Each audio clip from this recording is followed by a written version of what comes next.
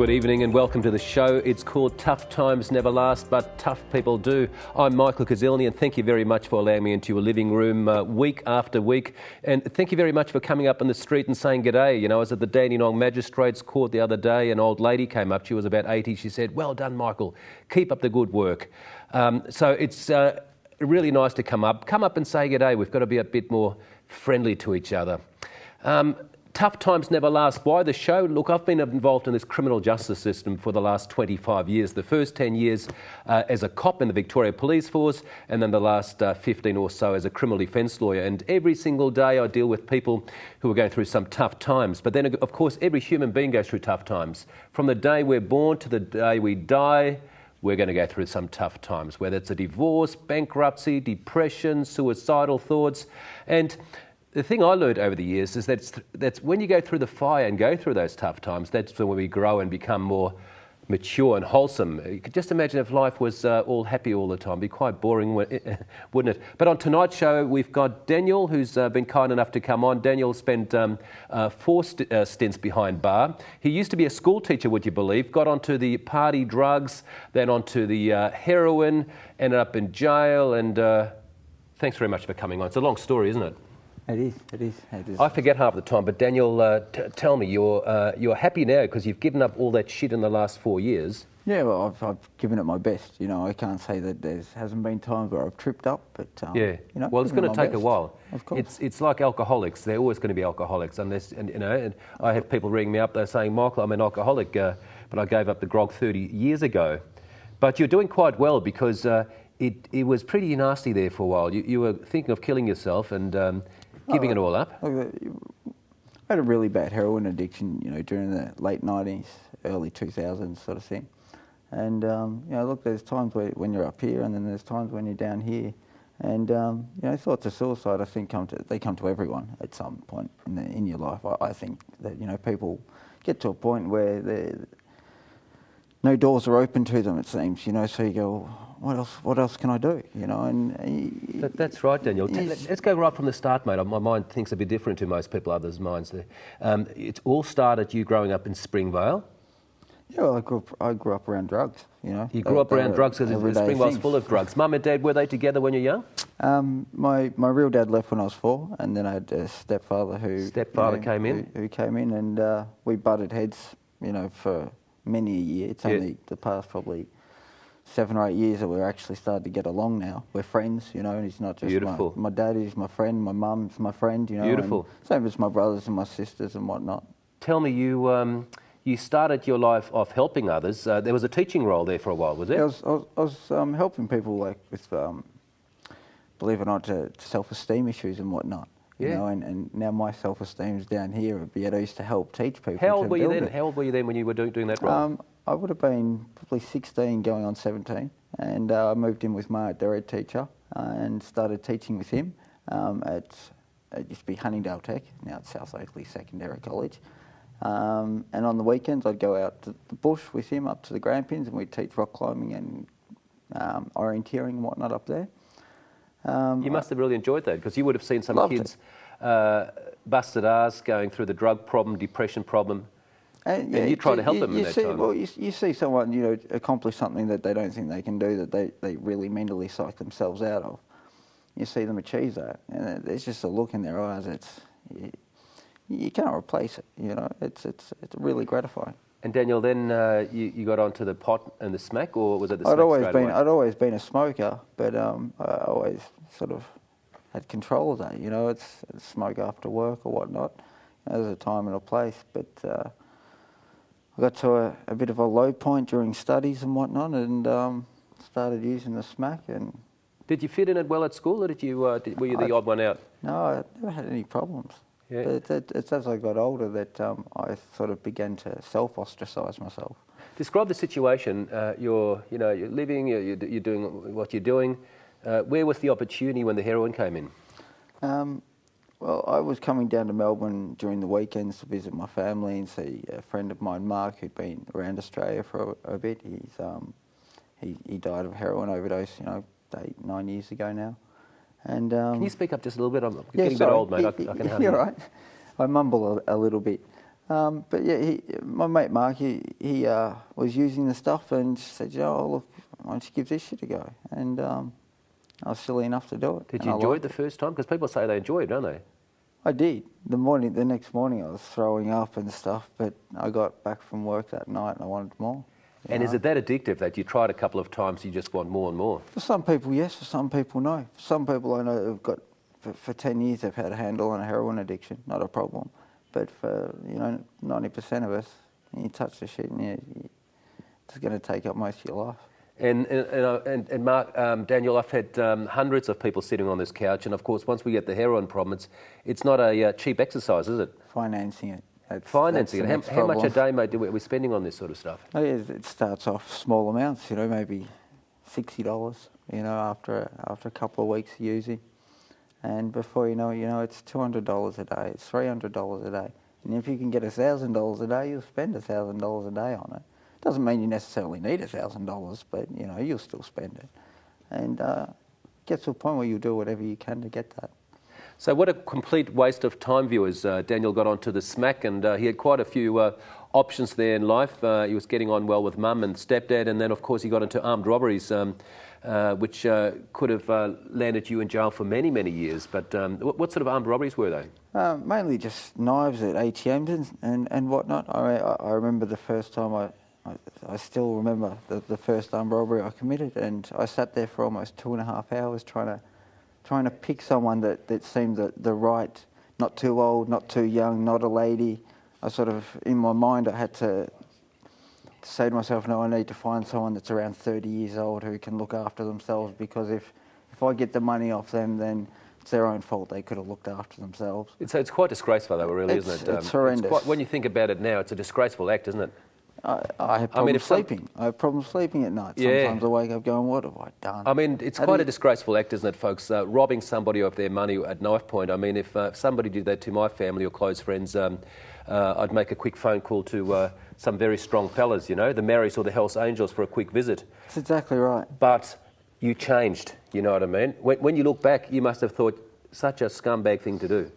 The saying, the old saying, you become what you hate most. Yeah.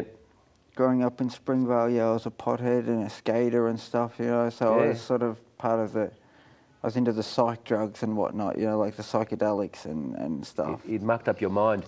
But then I hated junkies. I hate to use the word, but people that are on smack, I hated them. They were just flotsam, mate. They didn't need to be there. Did you hurt anybody when you did these? How many armed robberies did you do?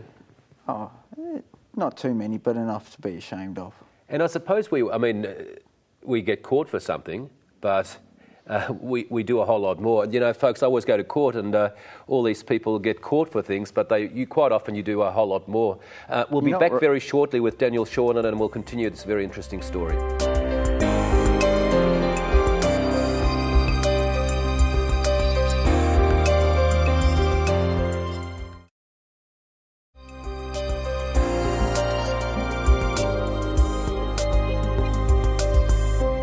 Welcome back to the show. I'm Michael Kazilny. Hope you're having a lovely night, and thank you for watching all the shows. Previously, of course, it was A Life in Crime. It's still the same type of show, but we've just called it Tough Times, so we can invite some other guests to come in and share their stories. And if you're going through a tough time which you're willing to share, please give me a call or check out the email address on the screen. We've got Daniel Shorland on the couch.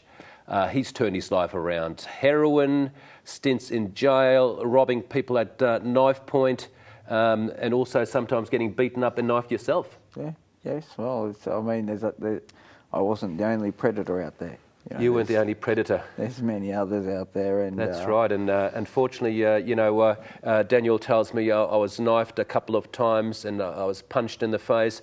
But I always say to people when they ring me up, oh, Michael, guess what happened? I've got to go to jail, or I've done this or that. I had a phone call only today. A guy said I knocked off the tax department by $150,000, and they're coming around to do a raid, Michael. I can't believe they're spoiling my life. Life has been so good in the last 6 months.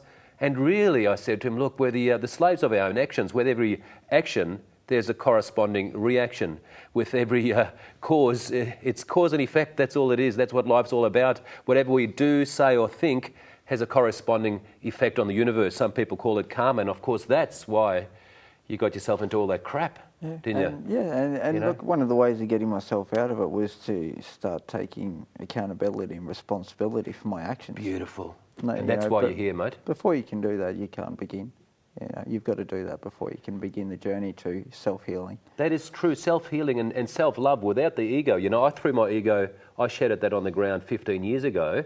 You know, the ego, I'm this, I'm that, all this sort of crap, like some people still don't get it. But I think self-love is still very important because you can only like another human being to the degree you like yourself. Very much so. Look, at times my self-esteem is very low, but, you know, I've got a 6-year-old daughter. Talia, she just... and she all the turned, best. It was her birthday the other day, last Monday. On Monday, yes. God bless her. And, you know, look, when she's with me, there's a smile on my face. And, I know. Life's just good. Daniel, It's worth living. I've got a beautiful little princess as well. And, mate, we love coming home and getting that hug, don't we?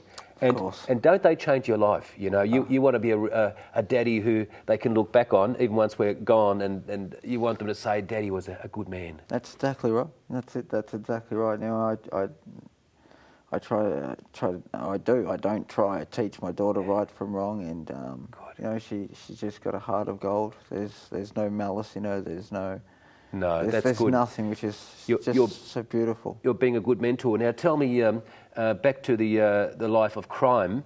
Tell me about that experience when you went to a court, and before there's always, you know, fines and good behaviour, bonds and community work, but when the magistrate or the judge actually said, Daniel, you're going to jail. Tell me about that. What offences were you in court for?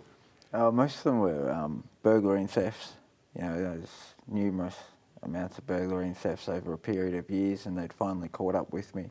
I'd been over in Perth, delusional on ice and whatnot.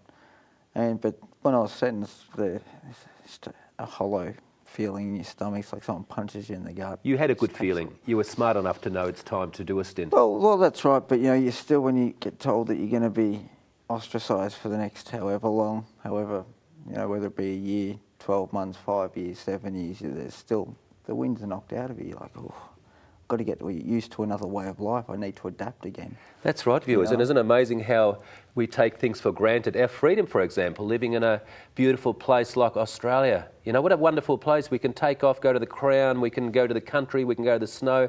You can do whatever you want to do. You've got a choice. But can you imagine someone taking your freedom away? Handcuffs, you know, a cell door, same food, same crap, same people you don't want to sit next to, sharing shower blocks, seeing all these dirty, naked bodies every morning and every night. Can you imagine that? Freedom is quite good, isn't it? And you must really appreciate your freedom when you come out. There must be a lot of... You really do. But most people come out with the thought of, look, I'm going to do much better this time. But is there many gay people in prison? Because our viewers want to know. They ring up all the time. They watch these shows like these American shows. Look, I don't think that's no. An issue? No, I don't think it's an issue. No, it's like anywhere. It's like normal society. It's exactly right. Yeah. You know, look, you know, there might be 1 in 10. You know, there might be 1 in 20.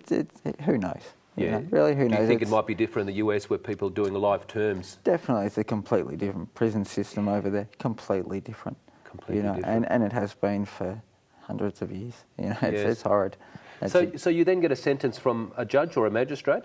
Pardon? You then do a jail term. Yep. Was it a magistrate's court or a county court? Magistrates court for that. And where do you end up? Which prison? Well, I ended up at the MAP. Then I went to Port Phillip. Then I went back to the Yellow Sub. Then I went back to the MAP, and then I went back to the Yellow Sub and back to the MAP and stayed at the MAP. So I ended up running the library in Unit 7 at the MAP.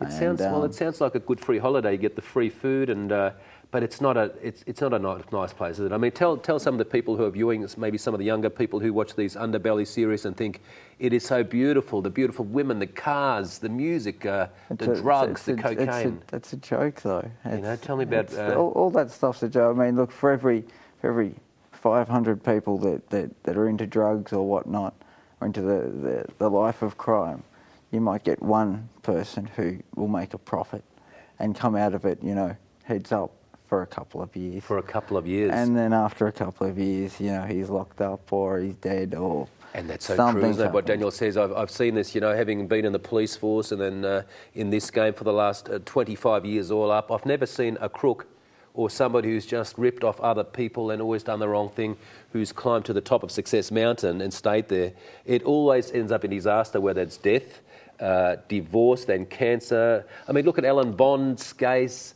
Renee Rifkin, even white-collar criminals, where their life has ended. Suicide for Rifkin. I think they end up worse off though, dying from cancer and stuff. Like they end up with a. Well, it's karma, really, isn't it? Yeah, it's definitely. That, like I say, whatever we put out into the universe comes back. That's why all the people who are so generous and who make other people feel special, who give money to charity, they always have good lives, because at the end of the day, and many of our viewers know this, that goodwill is rewarded. Whether you're religious, whether you're Buddhist, whether you're Jewish, it's just a way of life, isn't it? That's right. It's treating people with respect. And people who muck up and do the wrong thing and cheat and rip people off, well, it pollutes their system, really, doesn't it? It does. It not just your every core of your being. If you really get into it, it is like a cancer. And it's such a short journey, isn't it, Daniel? It's such a short journey, life, isn't it? I mean, when we're at school, we think it's going to last forever. I'm 45 now, and I think, well, if it was a marathon, I'm in the final 3 quarters. I'm 32, and I sit there going, well, for the past 15, 16 years, I've wasted it. It's gone. No, I've got literally nothing to show for it except a beautiful daughter. 45 years up your sleeve, mate, and we'll come back and talk about your positive life very shortly. Tough times never last, coming back very shortly. Don't go away.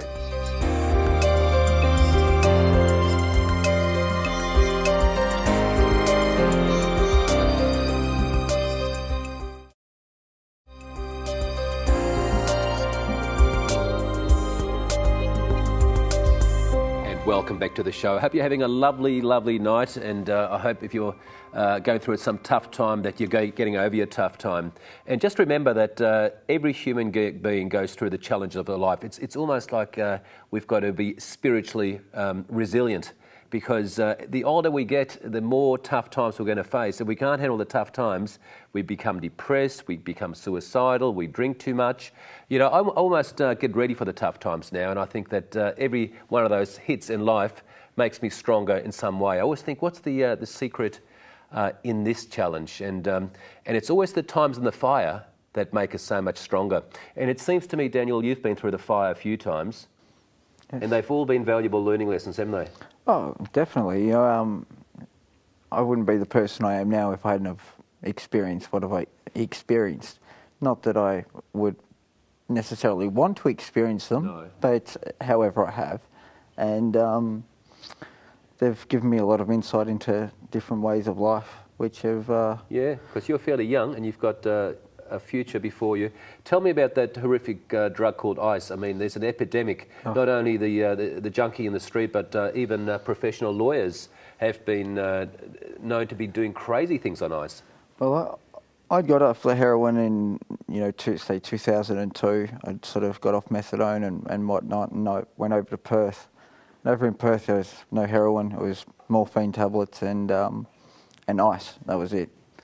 And I started getting into the ice pretty seriously, and saw some crazy stuff over there. I remember sitting there trying to fix my stereo, and I was talking to it, having a conversation with the stereo for 4 hours. It was pretty one-sided, but you just start thinking some really weird, crazy stuff. Tell me about what is some of the nasty stuff you saw in prison. Is there people on ice in prison? Well, if you want it, you can have it, of course. But they keep it pretty quiet. I mean, after lockdown, then they'll jump into it and stay up all night and sleep most of the day. They won't come out to the yard or whatnot. They'll just sit in their bunk and crash all day or whatnot. But when I got back from Perth, I got locked up half an hour after getting off the plane or getting to Flinders Street. I got spotted by a cop who recognised me, and he hauled me in, and I got locked up. And I hadn't slept for a good 10 days. I was a bit psychotic at that time. And I got put in a padded cell and whatnot, and the next day I got taken down to B Yard at the Yellow Sub, and I was sitting there and I was just up against the wall, and there was a guy brought in, he was hogtied, and there was 6 coppers bringing him in, and they chucked him into the cell and shut the cell and left him there. And the guy was there kicking up for the next couple of hours. But you see this sort of stuff, and at the time, it's normal. You know, normal. You think, that's normal. It's whatever. It's you think about that as a normal person. That can do stuff to people. Daniel, it's 2010. What's the where do you see yourself in 5 years? Hopefully, with a stable job and more custody of my daughter.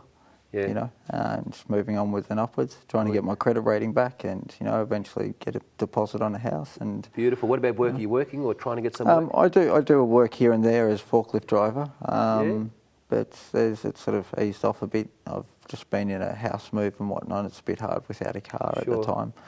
So you're trying to get back into the swing of things, yep? Definitely. Good. And what's your advice to some of the younger people or even the older people out there who are who are suicidal maybe, or doing the wrong thing and thinking they're going to make a truckload of money out of committing crime or thinking about crime? What's your advice? It's not going to happen. It's not going to happen at all. And the older people know this, so I don't need to really talk to the older people about that. They've lived the life, they know it. That's right. That's so right, isn't it, folks? Daniel's quite right. The older people know a lot, don't they? You meet people throughout life, and some people you just see them that they've got it.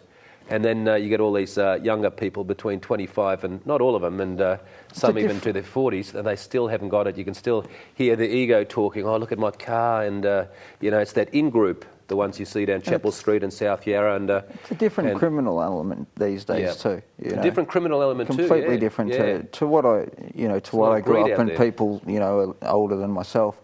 It was all we knew. That's what we grew up doing. To these younger people, it's more the cool thing to do, and the more you do, the better you are. It's almost like a trial through life, but it's not. It's bullshit. But people still think that they can rip off the system and get away with it. But it always bites you on the bum, isn't it? I always say in my shows, it's like the boomerang effect, isn't it? We're always throwing the boomerang every time we rip people off, or we commit fraud, or we even backstab, or it all comes back. That boomerang just keeps on flying around, but it might come back the following day, a week later, or even 6 months later, or 5 years later. But it comes back 10 times as hard and bites you right on the bum, doesn't it? That's exactly right. Definitely. And that's what sometimes gets people down and out. Is suffering repercussions from their actions. And I feel sorry for people when they lose their children or have cancer and that. But a lot of the time, the people I see in court, I just think, well, action, reaction, they've created their own destiny. And then I also see people change who set themselves goals and they have a roadmap for their future, and all of a sudden you see them 5 years later and they're smiling and they're happy. Because attitude's so important, isn't it? Definitely. And look, support network as well. Support network, friends are important. It's friends, support network. Look, it's only been the past couple of years that there's some half-decent support networks out there. We're starting to get on top of that. And some of the magistrates are great now, aren't they? They really are. Ms. Popovich, for example. I mean, she's not a soft touch. She will give harsh sentences, but isn't she amazing how she works with a lot of offenders? I even and there's another chap who really stands out, Michael King, who's right into the meditation and sentencing. I tried to get him on the show, but he's going back to Perth to be a magistrate there. But there's a lot of standout magistrates. I think that they're a bit more sensitive to these days. Happenings and what's going on these days. We've got the credit program, so many different programs. But Popovich put me on the credit program. Isn't it amazing? But you get the feedback, and I think whatever job we do, if it's a job in power, we can still do it in a respectful manner. I mean, I spent 10 years on the police force at some of the toughest stations. I worked in Frankston, in St Kilda. I worked on the Gold Coast. I worked plain clothes there for a while. I dealt with probably 50 to 100 crooks or drunken people or drunked out people every shift, but you could still do it in a respectful way, couldn't you? Definitely. Love and best wishes, Daniel. Thank you very much for coming on the show. Love and best wishes, all our viewers. If you've got an issue to share, I would love to hear from you. And if you see me in the street, come and shake my hand, say good day, because we're all in this game together. Remember, tough times never last, but tough people do, and you're one of those tough people. Good night. See you soon.